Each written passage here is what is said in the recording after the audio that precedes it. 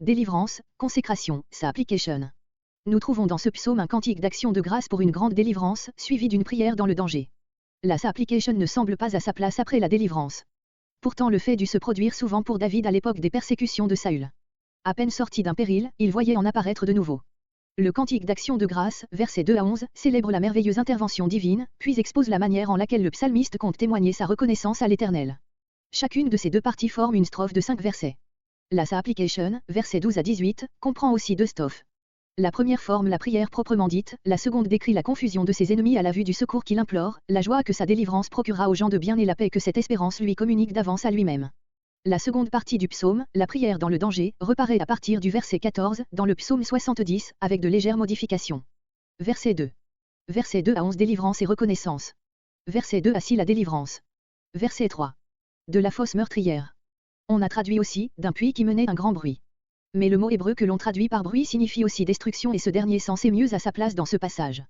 L'image employée ici fait penser au traitement infligé à Joseph, Genèse 37.24, et à Jérémie, Jérémie 38.6. Le roc élevé et solide forme le contraste le plus complet avec la fosse fangeuse, où l'on ne peut prendre pied. Verset 4. Un cantique nouveau, voire psaume 23.3, note. Plusieurs craindront et auront confiance, ce sont là les deux éléments essentiels de la piété. Une pensée souvent exprimée dans les psaumes est que la délivrance du fidèle doit amener à l'Éternel de nouveaux adorateurs, psaume 22.27-28, psaume 58.12, comparé Jean 11.4. Verset 5. Heureux l'homme, littéralement, l'homme fort, expression choisie à dessein, parce que l'homme vaillant est tenté de s'enorgueillir de sa force. Verset 6. Tu as multiplié tes merveilles, tes pensées. La délivrance dont il vient d'être parlé rappelle au psalmiste les nombreux miracles accomplis en faveur d'Israël et dans lesquels se révèlent les pensées miséricordieuses de l'Éternel envers les siens. Pas possible de les dénombrer, littéralement, de les mettre en ordre. On traduit aussi, rien ne peut être place à côté de toi, ne peut être comparé. Mais ce serait ici une pensée nouvelle, interrompant le cours de la pensée du verset. Verset 7. Verset 7 à 11. Que rendra Dieu pour de tels bienfaits? En réponse à cette question, nous voyons apparaître en pleine lumière l'intelligence si profonde qu'a le psalmiste des institutions religieuses d'Israël. Ce ne sont pas les victimes comme telles que Dieu recherche dans les sacrifices, elles n'ont aucune valeur, si elles ne symbolisent le dos du cœur.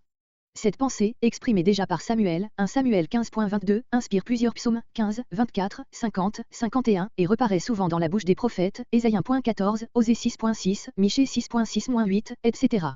L'offrande, le gâteau de farine et d'huile, par opposition au sacrifice sanglant. Tu m'as percé les oreilles, pour me rendre capable d'entendre tes ordres et de t'obéir. Tel était sans doute le sens symbolique de l'usage israélite qui consistait à percer l'oreille du serviteur qui renonçait à sa liberté, pour rester chez son maître, Exode 21.6. Jérémie oppose de même au sacrifice l'obéissance qui sait écouter la voix de Dieu, Jérémie 7.21-23, comparé Ésaïe 50.4-5. À ces mots, tu m'as percé les oreilles, les Septante substituent ceci, tu m'as formé un corps. Cette leçon, issue peut-être d'une faute de copiste, a été admise d'autant plus facilement, qu'elle oppose aux victimes lévitiques le corps même de l'homme, destiné à être consacré à Dieu. C'est cette idée que développe l'Épître aux Hébreux, en citant notre psaume, Hébreux 10.5. Verset 8. C'est ce que me prescrit. La consécration de l'homme lui-même à Dieu est au fond de toutes les prescriptions de la loi. Le psalmiste l'a compris, mais nul n'a pleinement réalisé ce « Voici, je viens », si ce n'est Jésus-Christ. Aussi l'Épître aux Hébreux peut-elle appliquer ces paroles au Messie, comme à celui qui seul a offert à Dieu le sacrifice de consécration, l'Holocauste, et le sacrifice pour le péché. C'est par lui que nous devenons capables à notre tour d'accomplir la loi dans son esprit. Le livre, littéralement, le rouleau du livre, nous dirions, les pages du livre. La loi était écrite sur de larges bandes de parchemin que l'on enroulait comme des pièces d'étoffe. Verset 9. Ta volonté, Hébreu, ce qui te plaît, par opposition aux offrandes formalistes. Au-dedans de mes entrailles. Les entrailles sont souvent mentionnées comme le siège des émotions les plus vives, Genèse 43.30, 1 Roi 3.26, etc. La volonté de Dieu est donc devenue l'objet des plus fortes affections du psalmiste. Verset 10. J'ai annoncé. À la foi profonde qui l'unit à Dieu, le fidèle joint le témoignage public rendu à celui qui l'a délivré. Dans une grande assemblée. Comparez psaume 22.26, psaume 35.18. Verset 12. Verset 12 à 18 demande de secours, en face de nouveaux dangers. Verset 12 à 14 la sa application. Et toi, Éternel.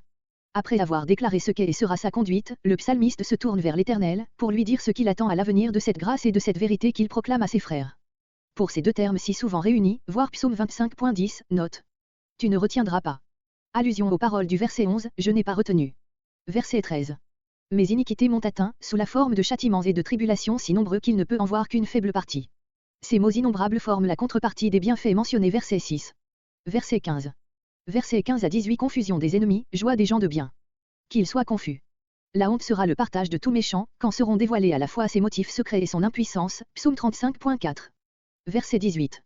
Affligé, voir psaume 18.28, note. Le Seigneur pense à moi, ou, aura soin de moi. Comparez 1 Pierre 5.7.